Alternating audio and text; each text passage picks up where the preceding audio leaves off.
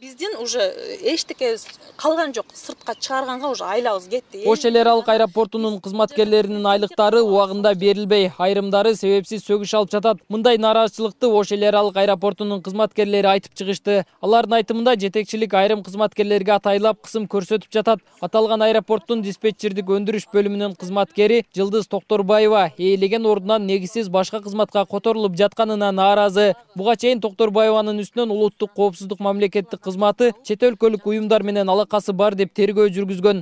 Натыйжада алар өз ара комиссияда каралсын деп бүтүм чыгарган. Комиссия түзүлүп, анын жыйынтыгында Токторбаеваны иш кагаздар колдонулбаган бөлүмгө которуу чечимине келишкен. Бүт службага выговорларды берип, бир жуманын ичинде 5, дагы бир жуманын ичинде 8 выговор, керек болсо 2ден катарынан берип, жаңы жылдагы премияларын кыскартканга чейин барып, ненадлежащее исполнение деп мага айтпай приказ чыгарып, менин премияларымды беришпей бухгалтерия бекитип отуруп, акыры биз айлабыз кетип, бүт инстанцияларга жазып, багы үйдөгү нерсени сыртка чыгарба деген жакшы сөз бар, ссоры из избы не выносят деп. Ошону бекитип отурсак, буларга жакпады окшойт. Чынына айтсам, бул жерде просто басмырлоо болуп атат.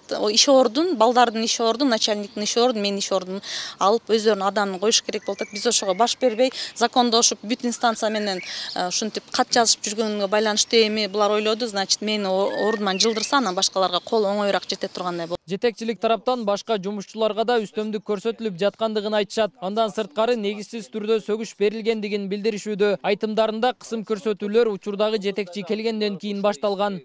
Бүгүн мен өзүм сменделем, күбө болдум. Келип закондун негизинде эмес, законду бузуу менен келип биздин служебный таркеткабыз бар, мынтип ар бир ушул аэропорттун территориясына кире турган. Ошонусун алганы келишиптир.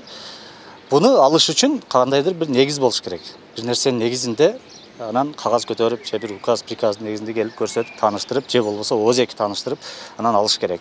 Анысы жок эле келип, бербесеңиз күч менен алабыз дегендей бир аз сөздөр болду. Анан ошондон кийин кайрылышка аргасыз болуп атабыз. Жумушчулардын пикирине жооп алуу үчүн Аба майдандын жетекчиси Арипжан Токуровго наразы тарап менен биргеликте кирдик. Ал бардык иштер мыйзамдуу болуп жаткандыгын айтып, наразы болгондор комиссия чыгарган чечимди сот аркылуу жокко чыгартса, кызмат ордунда калтыраарын билдирет.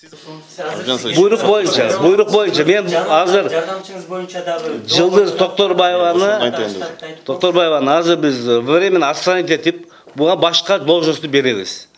Эгерде бул доказать этип, өзүн туура деп доказать этип алса, ал жактан укук коргоо органдарынын арасында кара келбес, иштебес, бул жерге эч ким каршылык көрсөткөн жокко.